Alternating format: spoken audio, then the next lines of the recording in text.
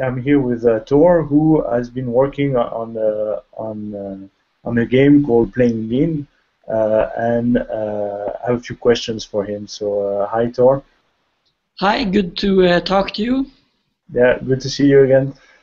So, can you tell me a bit about you first, and how you came about creating this game and thinking about this game? Absolutely. So I've been working in different startups the last years, both as a founder and a early employee. And I recently, a few years ago, I came into contact with the Lean Startup method. And like I guess most people who get introduced to Lean Startup, they are really frustrated that they didn't get introduced to it at an earlier stage. So I'm a huge fan of the Lean Startup method, and I try to be a practitioner. And I'm finishing my master degree now in innovation and entrepreneurship, and in Norway. And then I got introduced to a board game meant to teach some of the Lean Startup elements. It was a guy in Norway called Simen Fure Jørgensen, who had made a prototype of a game that then really didn't have a name. It was called the Lean Startup game. Okay. But naturally we couldn't call it the Lean Startup game because of that is trademarked by Eric Ries. So I started working on the game, and we found a name, and it will be launched as Playing Lean. Okay. So it's good. You have running lean and playing lean now. Yes. And you told me a story about doing some tests in the US on the early version of the game? Yeah, so I think we have maybe 150 hours of play testing now. We started to test the game in Norway, and then I had an exchange program to America, and I brought the game over there, and I play tested it in Houston in a university accelerator called Red Labs in the University of Houston, and then we play tested it and developed the game at the Lean Startup Weekend Maker Edition in Houston. And then I also participated in Lean Machine in San Francisco, where we also worked on it. And can you describe then how you play the game? How does it go? Do you take turns, and what do you have to do? What's the goal of the game?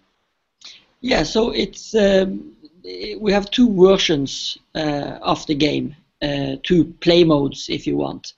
So in level, the first thing you do is that you form teams. So it's normally 3 players on each team, and it's up to 4 teams, so up to 12 players. And there should also be like a facilitator who have played the game before, or is used to the Lean Startup methodology. So it can be 12 people, 12 players and a facilitator, or the facilitator can be one of the players. Okay. So in the first time you play the game, you might play a campaign where you are in the social media industry, and the teams then can pick if they want to be Facebook, Twitter, MySpace, or Friendster in the early days, and then they get to experience what kind of experiments those company did. We have taken some Arctic freedoms to make some of the cases, but a lot of them are based on stuff that those company actually did. It's not sure that they actually wrote down, now this is the hypothesis and this is how we will measure this and this is what we will build. Most likely they didn't articulate that they were going to do a build, measure, learn loop. But so you start with playing one of those companies at the very beginning? Yes. So the basic mechanism in the game is that you get each round you get resource cards, and you put together different resource cards. So you have a build card, a measure card, and a learn card. And then when you in the first version you just read out experiment that Facebook did, or Twitter, or MySpace or Friendster, just to get a feel of the game.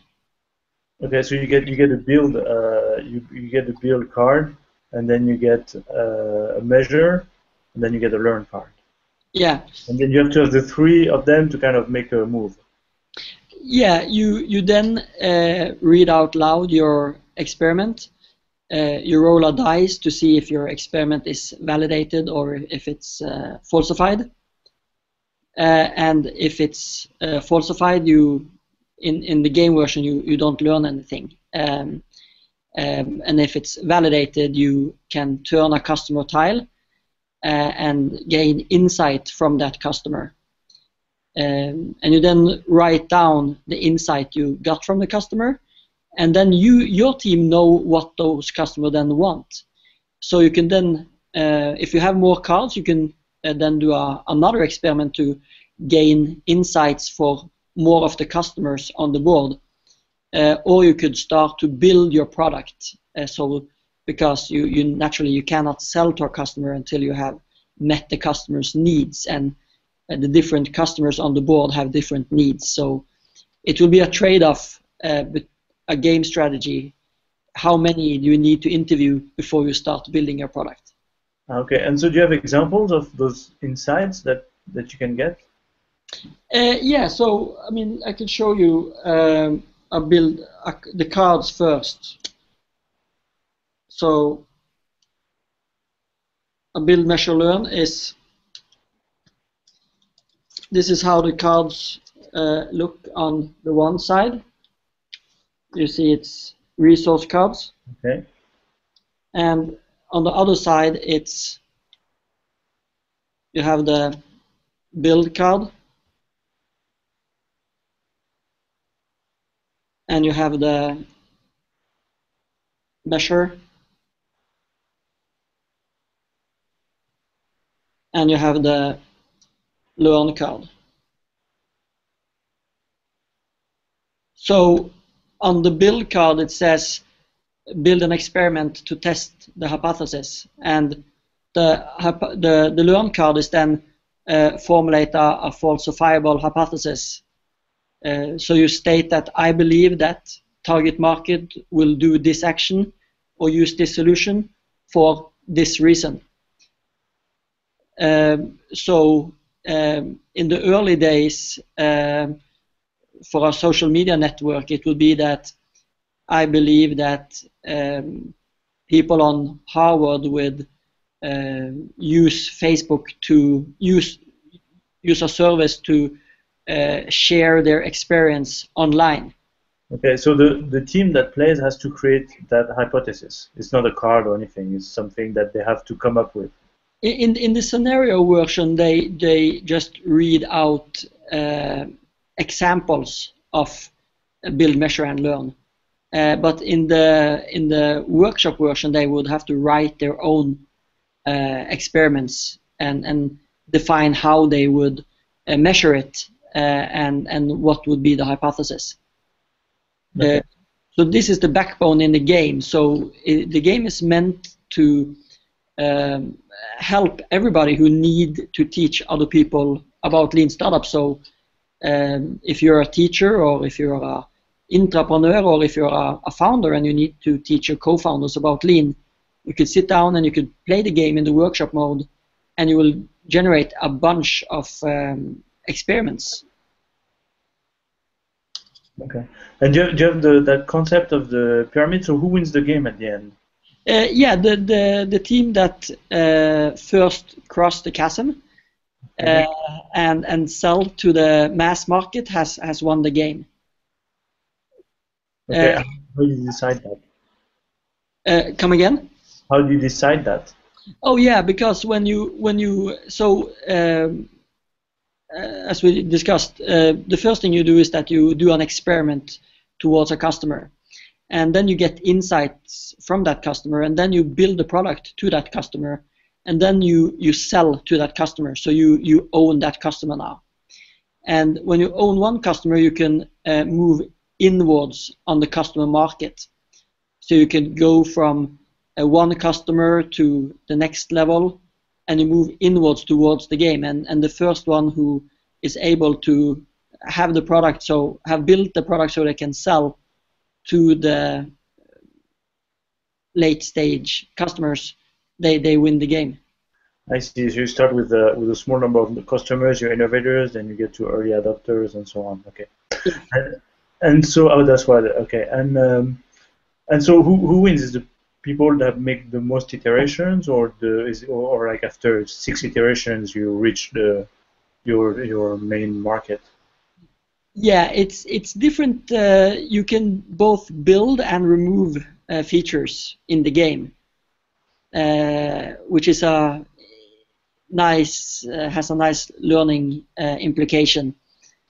So it's different ways to win the game. You also have to feel the real lack of resources, right? Entrepreneur don't have unlimited amount of money or time or anything, so you always have to make choices. Just like in strategy, it's about making choices, and so the resource cards is the currency in the game.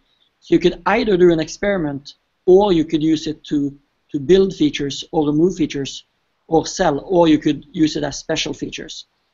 So it depends on you could think about this in real life.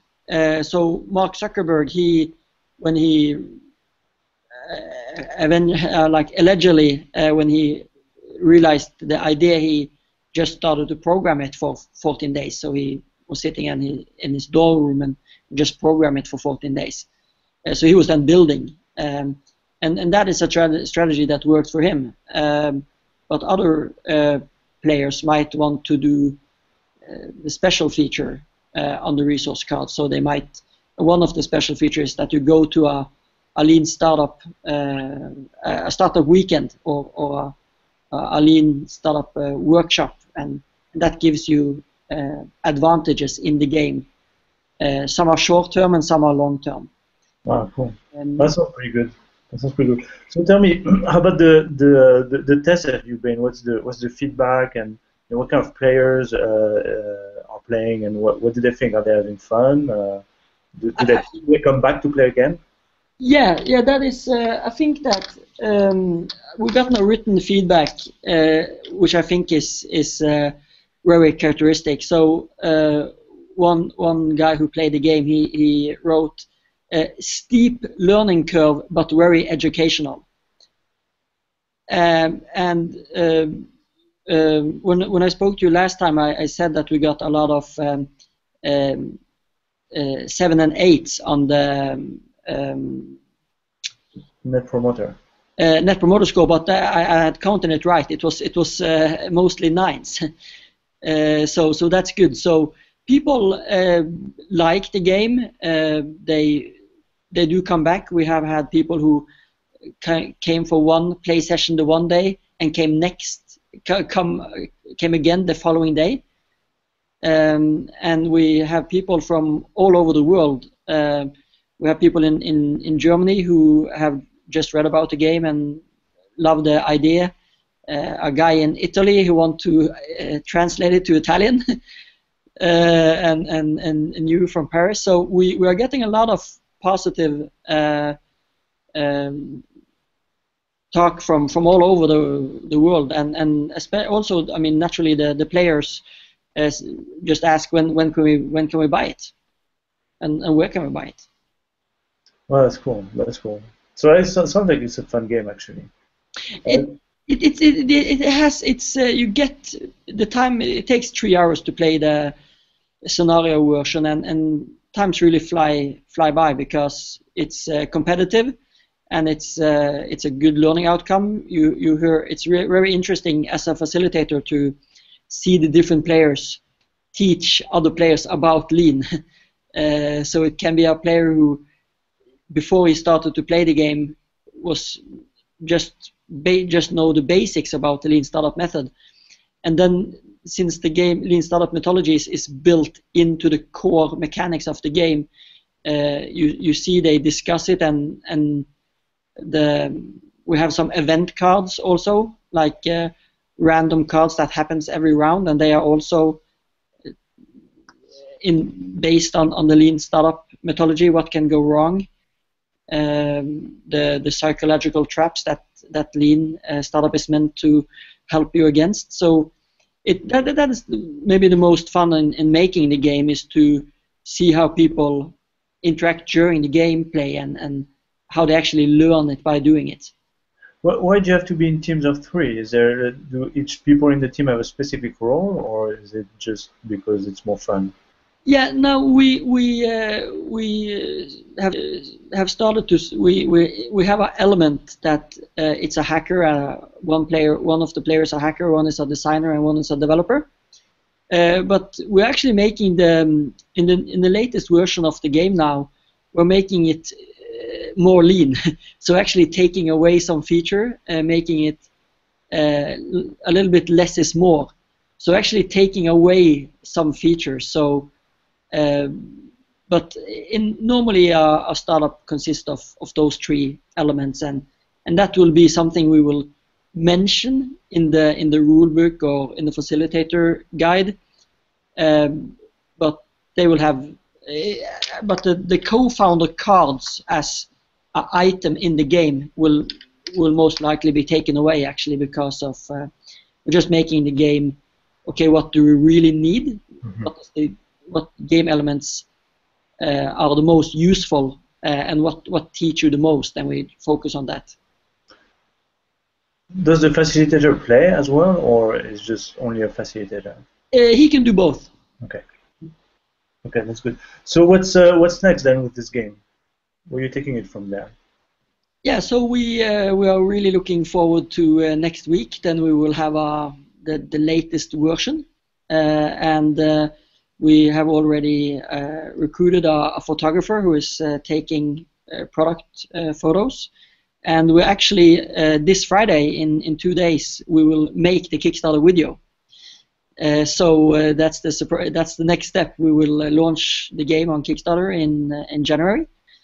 And I will go on a road trip in America for the 1 month, the total duration of the Kickstarter campaign, to get user feedback and play the game with people who are interested in lean startup in America. And if we get a lot of constructive feedback, we are open to also improve the game during the Kickstarter campaign.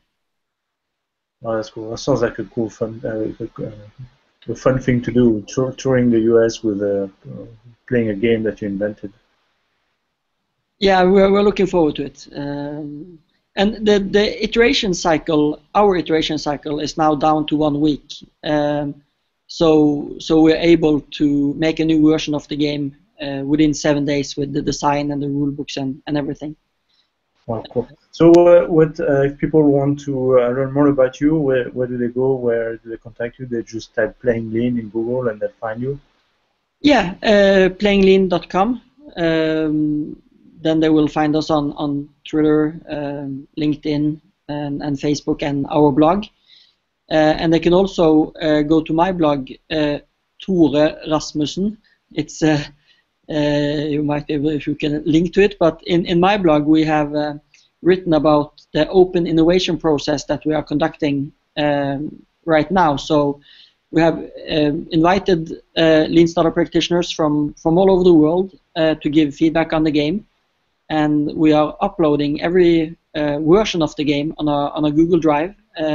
Everybody can go in there and download and read the latest version of the rule books and facilitator playbooks and all the game elements.